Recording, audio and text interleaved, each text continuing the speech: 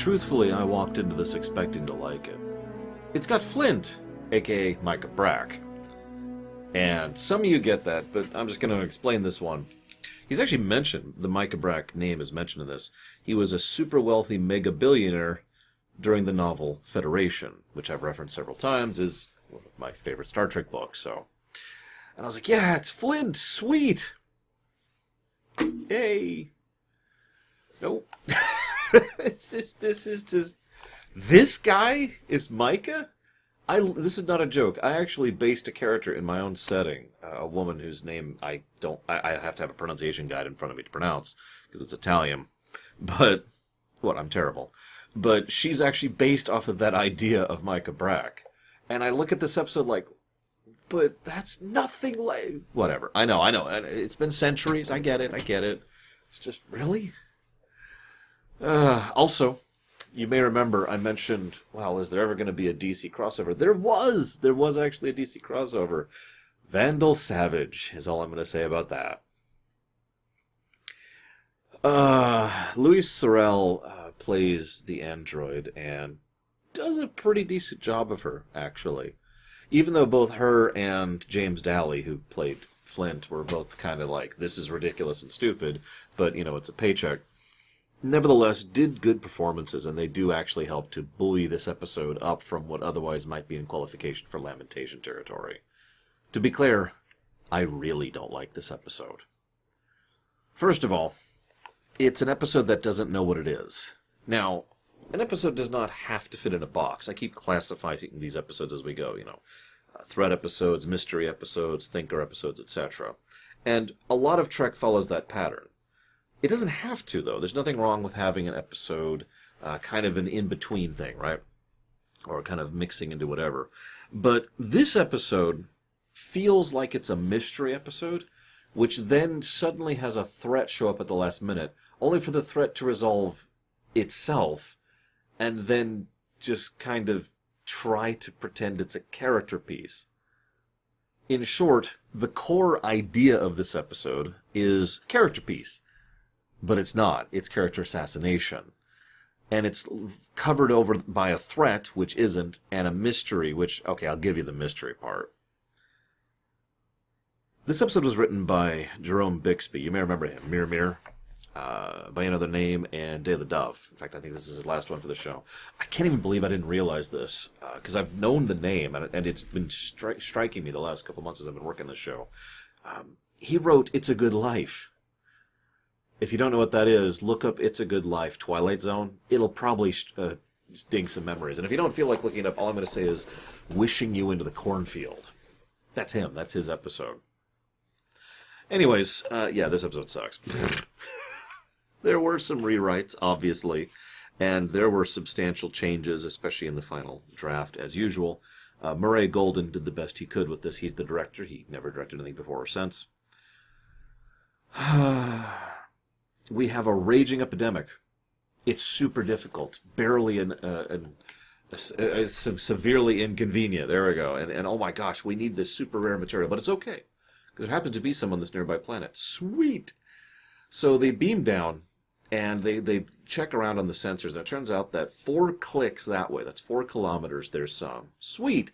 They have 2 hours, and they walk off towards this 4-kilometer trip on foot. They're in a hurry, right? You ever walk 4 clicks? I have. I've walked substantially longer. It's not a short walk. And they're just going at a sauntering pace. Why don't they just beam up and then beam down over there? Now, I know that Flint has been kind of arranging this whole situation, but I do want to be very clear about this. One of the biggest problems with this episode is that it's like someone walked into the writing room and was like, hey guys, remember the plague? And they're like, oh yeah, we should do something about the plague. And then they mention the plague and how extremely deadly it is and how they've only got like hours or minutes left, and then they completely ignore the plague again. And that happens constantly in the whole episode. Flint shows up, and he's like, I refuse to give you the Ritalin because I'm pure evil. No explanation given whatsoever. And finally, he has memories of the bubonic plague, so he decides, okay, fine. He then kisses her, and she... I will give this is actually kind of cool. She totally doesn't react to it. Complete stonewall, like, Like she's just confused about what's happening. Obviously, that makes sense. She doesn't understand what's happening because she's still working on this whole emotional thing. Okay, lines up. He then gives his talk of loneliness, and we now understand what's going on and who she is in relation to him. All right. Then we have the weirdest commercial break in TOS. Ladies and gentlemen, I'd like you to meet Raina. God, that took me a second. Raina, and she walks in, and it's like, oh, it's a woman! Dun, dun, dun! Cut to black. I've seen some bad commercial breaks. In fact, there's another one later in this very episode, but that is... What? Like, I'm actually legitimately confused by that. Anyways. So then we find out a few tidbits. This is where the mystery is, and the mystery is all right. You know, there's an original Leonardo da Vinci painting. There's original Brahms work. Okay, that's cool. And of course, the woman, Raina, acts just a little bit off. Now, I have a note here that says no one notices. Actually, that's wrong. As Spock later mentions, he did notice. So I got to strike that. And again, Louise Soel does, I hope I'm saying her name correctly, does actually do a fairly good job of portraying this android and someone who's just has access to emotions but hasn't really gotten used to them and is still figuring it out. She does a good job with it, and I do want to give her credit where credit is due. So then there's another kiss, this one by Kirk. Again, no reaction. Why would there be? And this leads to M4 being like, I'm going to destroy you. Ah, dun, dun, dun, commercial break. Okay, I'm willing to forgive this one, though. Why? Because the M4 walks in and acts threatening, I guess. I mean, I don't see anything threatening about how it's acting, but whatever. Apparently, they think it's going to attack him. And it wanders over into an attacking posture. This thing has a gun. We saw this in the beginning of the episode. It can just go and destroy something, right? Why does it not shoot Kirk? Actually, that's not a mistake. That's on purpose. Because it's been sent by Flint to threaten Kirk to evoke emotions in her. So that lines up. I'll give you that one too, episode. See, little things like this are what buoy this episode from otherwise being total dreck. This is probably the best time to mention why this episode really, really is something I don't like. Let's see, 3 times in a row, Kirk, who I remind you has a ship, his ship and his crew, which theirs are basically the biggest thing Kirk's big on and has been big on since the first episode, right? Like, that's his shtick. He even overcomes a literal biological fixation over in Ilana Troyes because of how much he is into his ship. And all he's thinking about is this girl he just met, who he has absolutely no chemistry with whatsoever, and has done nothing other than being hot. I get love at first sight, but this is insulting on every level, and, to be perfectly blunt, character assassination. Now Kirk is someone who's a bit of a womanizer. Let's just go ahead and say that. He has absolutely no problem trying to smooze his way through things, and he likes to go through multiple women. Okay, fine. It's not something I particularly approve of, to be completely blunt, mostly because of the lack of proper information. Like, if he was like, hey, so you want to have a thing for a few days and then move on like an adult? That wouldn't bother me. It didn't bother me when Hoshi did that back in 3 Days and 3 Nights. Why would it? It's just 2 adults having fun. Nothing wrong with that. But what Kirk does is like, hey, and then leaves. Or she dies. That's another thing that tends to happen. And then is never brought up again. At no point is it being approached in an adult manner. So Kirk is already not exactly high on my list of acceptability when it comes to his treatment of women. But in this case, he literally sees her and she doesn't react. Notice he kisses her and she doesn't react. Which is already just kind of, Then he moves in for the kiss again. And this time she starts to react as the emotions of the android start to process. This isn't love.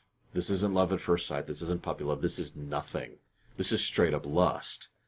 Now, again, that wouldn't bother me any more than it bothers me any of the other times, except Kirk is treated as being so utterly in love with this woman. They call it that over and over and over and over. They insist that this is love. And Kirk is so in love with her that he forgets about his ship and crew and the crises of the moment 3 times in a row across 3 successive scenes. Never mind, I think he does it like 4 or 5 other times throughout the rest of the episode. This is character assassination, straight up, my opinion. And that's what really drags this one down. This is actual nonsense. I offer you happiness. What? You love me, not Flint. What evidence has she given you of that, exactly? Kirk finds out that there's no past, and all he can think of is, what hold does he have on her? Not, oh my gosh, this is suspicious.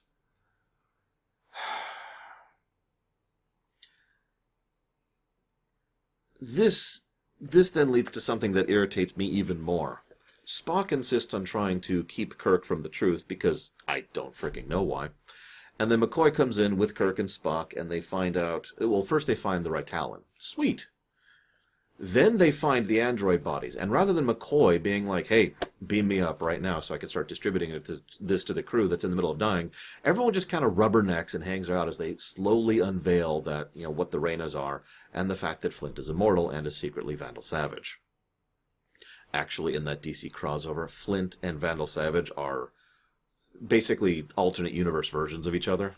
That's just how that is supposed to line up. And I mean, the backstories are actually quite similar. So, either way, they just kind of chill and exposit and take their time and reveal everything that they even specifically mentioned the Leonardo and the Brahms thing. He flat out says that, she is his property. There's this actually pretty good model of the Enterprise. What's kind of interesting is despite all of his overall villainy, and he is a villain in this episode, Flint is, Kirk still agrees to keep his secret. At least until he dies, which honestly isn't going to be all that long from now, so hey, probably goes in his logs to be unveiled in like 30 years or something like that. Because they do actually mention this in the future. Janeway specifically references it this episode, way in the future. No joke. Anyways, and in my notes, can I just read this? My note says, hello, virus? No, we have to have a fist fight. And Kirk flat out says, stay out of this, we're fighting over a woman.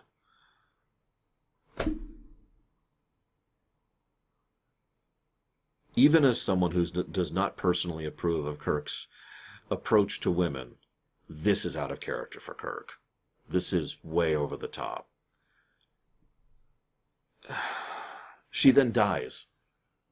Because that's what happens, either he leaves them or she dies. That's the pattern. And Flint is all devastated for some reason. I guess he hasn't decided to make another one.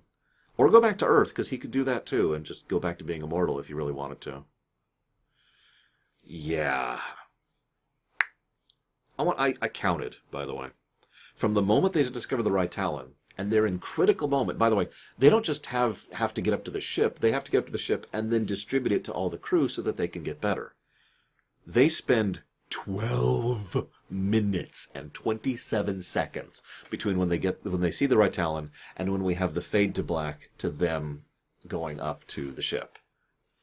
That is a huge chunk of the episode and a huge chunk of real time that happens on camera while they are in a crisis, no really, we need to get going situation. You see what I mean about how the episode is like, oh yeah, the plague, let's remember that. And then just to make this even stupider, Kirk is so distraught over the loss of his one true love, what's-her-face? He is so emotionally distraught over this that both Spock and McCoy separately say, oh my gosh, if only he could forget. And Spock goes over and actually makes him forget. What? Not Edith Keeler, the one that the actual creators of Star Trek insist is his one true love. Not his wife of several months. I'm not going to try to pronounce her name because I don't remember it right now. From back in Paradise Syndrome. No, just this random face.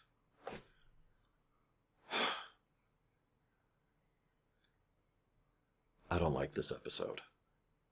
At all. With one caveat. Flint is a cool idea.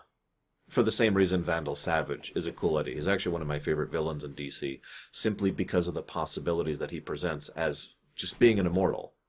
Just that, nothing else. It's the Wolverine factor. He's just that old and can regenerate from whatever. There's something interesting about that.